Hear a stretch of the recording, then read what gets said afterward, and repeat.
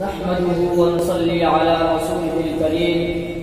أما بعد، أيها الإخوة الكرام، أريد أن أخطب بين أيديكم خطبة حول عنوان بين الدين الحقيقي والدين الصناعي.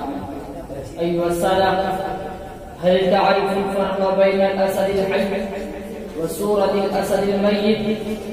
وهل تعرف الفرق بين الإنسان الحي المتحرك وبين التمثال المتحجر الجامد؟ إن عرفت ذلك فهو بعلم الفرق بين الدين الحقيقي والدين الصناعي. إن هذا الفرق الأساسي هو الذي حيث بيننا وبين الآباء. إن المسلمين من الرعيل الأول أتوا بالعجائب، فجاهدوا وقاتلوا وفتحوا وسادوا العالم. وإن المسلمين في آخر أمرهم هانوا وذلوا وضعفوا واستقاموا. كانوا أصحاب الدين الحقيقي ونحن أصحاب الدين الصناعي.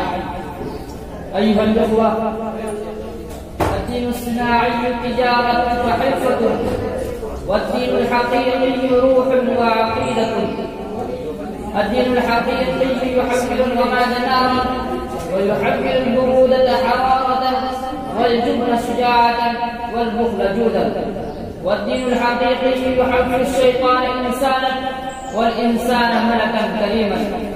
إن الدين الحقيقي يكبر الإنسان إلى أن يؤمن به ويحارب له ويحيا لأجله، ولكن الدين الصناعي يحيا به. فيا أيها الإخوان، واعتصموا بحبل الله جميعا ولا تفرقوا، فإن الاعتصام والتمسك يهم الزاد ويقوي العزيمة. أكتفي بهذه الكلمات، والسلام عليكم ورحمة الله.